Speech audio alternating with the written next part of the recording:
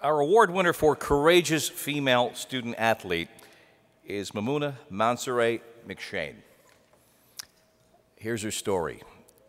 You might have trouble digesting it all, but listen closely. In 1996, Memuna was born in the war-torn African nation of Sierra Leone, where a savage civil war raged on for a number of years. When she was just a toddler, anti-government rebels stormed her family's home in the capital of Freetown, killing Memuna's grandmother, who was shielding her at the time. Memuna's mother died days later. During the attack, Memuna's right arm was intentionally shot, leaving doctors no choice but to eventually amputate. Memuna was then brought to the United States by aid organizations.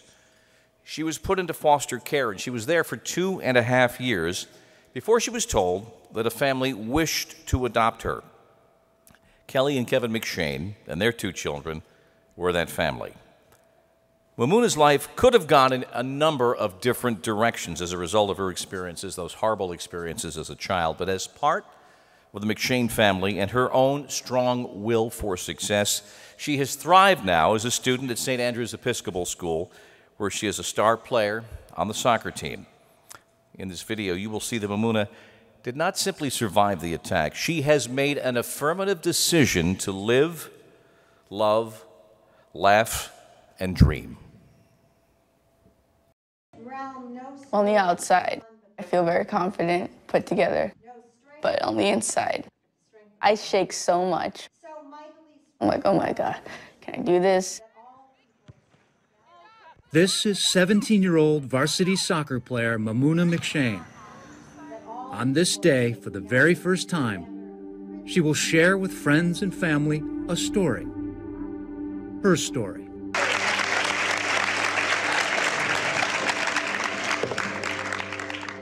I was a victim and a witness. I am here now as only a witness. Without the war, I wouldn't have met the people I have met along in my life journey. I wouldn't believe in all the potential I have, and I would not have become the person I am today. Memuna was born here in Sierra Leone, along the west coast of Africa, where a savage civil war had raged for 5 years between government and anti-government forces. When Memuna was a toddler, rebels attacked the capital, Freetown, where her family lived. They came in with their guns out and said, if you move, we'll shoot. But of course we moved, and they started shooting. My grandmother, who was carrying me, she was shot by a machine gun and died protecting me with her body. At a hospital days later, cameras captured this footage of Memuna. She had been shot in the right arm. Doctors were forced to amputate. The Civil War raged on. Memuna was separated from the rest of her family and placed into a refugee camp. Me in that refugee camp changed my life forever. The president of Sierra Leone at that time told one of his representatives to pick a child that was 2 or 3, was amputated, and was very cute. I fit all of those descriptions. And they chose me to be the poster child for peace. And so, the president of Sierra Leone brought Memuna to rallies and peace talks.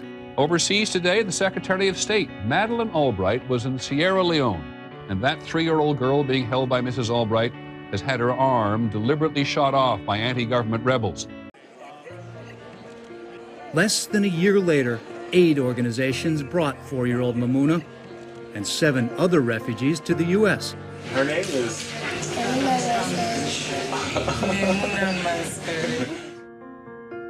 Once here, they testified in Congress, met with President Clinton, and protested on the streets of New York City.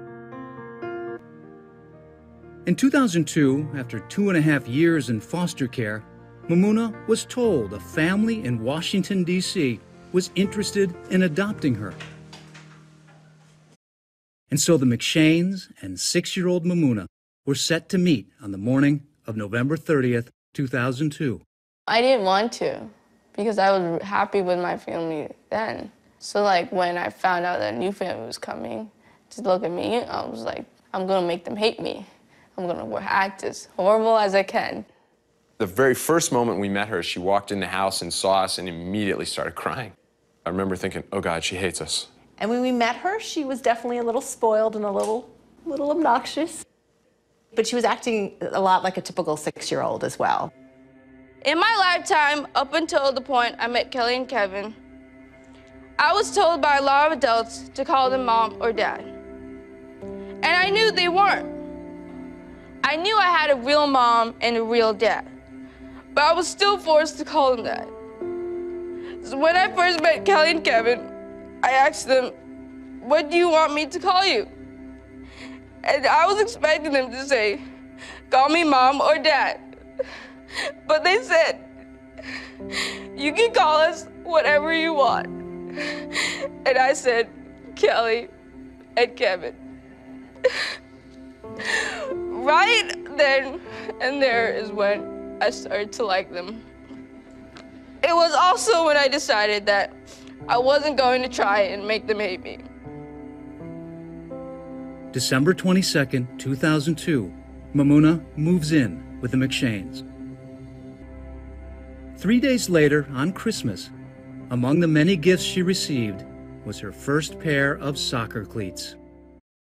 In the spring of 2003, the Mcshanes decided to sign up 6-year-old Memuna for organized soccer. I just bulldozed through people. I was really fast and athletic. I didn't really have very technical skills, but I always scored. Probably the first season she was playing recreational soccer, she finished the game, and after she was crying, and Kelly and I said, well, what's going on here? I was like, well, that kid called me a one-arm. And, you know, Kelly just wasn't having that. What do we do? Do you want to go talk to him directly? Do you want me to talk to him? They went over there and confronted him. And, you know, Memuna said, I don't like it when you call me one arm, it makes me feel bad. Started being aware of people more.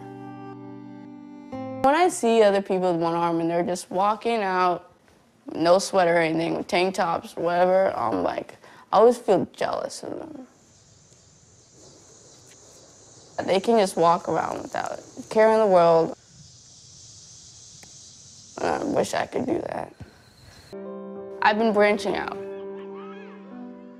I've been working harder to show my arm, or like show that I have one arm. Is there any way I can see it? I'll show it to you. Why do you want to show it now compared to the way you did before? I just want to stop wearing heavy sweaters. I just want to stop hiding it. Kelly and Kevin, you are the best parents I could have ever asked for. You make me feel safe and loved.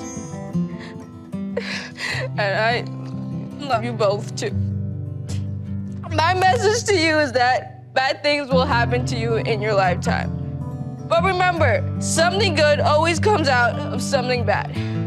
You may not believe me when it's happening to you, but trust me on this one. Thank you for listening.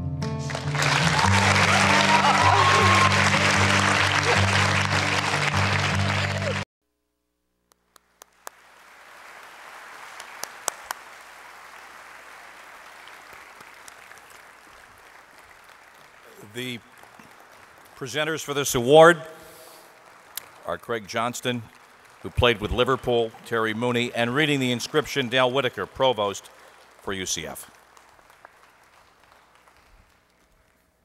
Memuna, I'm so honored to have the opportunity to read this inscription. It's such a well-deserved award and such a touching story. Memuna Mansaray Mcshane, for your strength and resilience in the face of adversity, and for having the courage to let the world see you on the inside and out. You truly are a symbol of peace.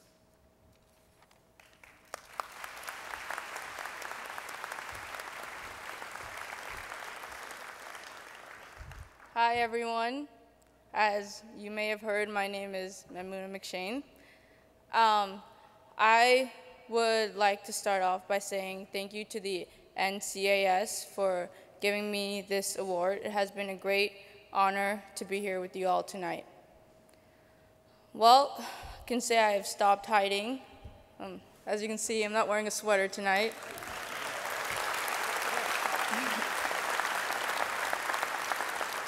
And I don't know why I was hiding all these years. It's actually not that nerve-wracking, but whatever. I would like to give thanks to my family, especially my father, who has been my soccer coach since I started playing soccer when I was 6. It's a shame he retired as my coach last year. He was awesome. I would not be as great as if he wasn't my coach. I thank my family and friends for making me laugh every day and being happy and blessed to be alive. I wouldn't be the person I am today if it wasn't for you guys. I give thanks to my coaches for helping me to perfect my soccer skills. I also give thanks and a prayer to my brothers who are living in Sierra Leone during this difficult time. Without them, I would not be standing in front of you all today. I am also very thankful that I have been given opportunities to play sports and have a great education. I will be closing with the same message I gave to my classmates last year at my chapel talk, and this quote was made up by yours truly, me. Like I said, bad things will happen to you in your lifetime, but remember that something good always comes out of something bad. You may not believe me when it's happening to you, but trust me on this one. Thank you.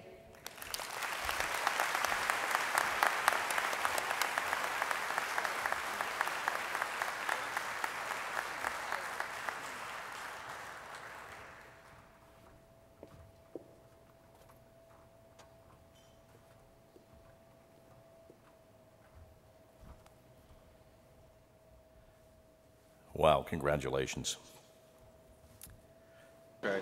Memuna, again, congratulations on receiving this award. I know it's a fantastic award for you. But share with us what your first reactions right now, right after receiving the award. My first reactions would be, it was actually relief and also calmness. I thought it would be like nerve-wracking, speaking in front of all these people and getting this award, but it actually wasn't that bad. Okay. Yeah. Also, I'm a little embarrassed because that video is embarrassing. Why? Because it just is. It just is? Yeah. Okay. Seeing yourself. Well, last night at the dinner I mentioned that now you're a lifetime member of the consortium. Tell us, what does that mean to you and how will you use that membership? Well, me being a part of this great group, it really shows, for me, it means that,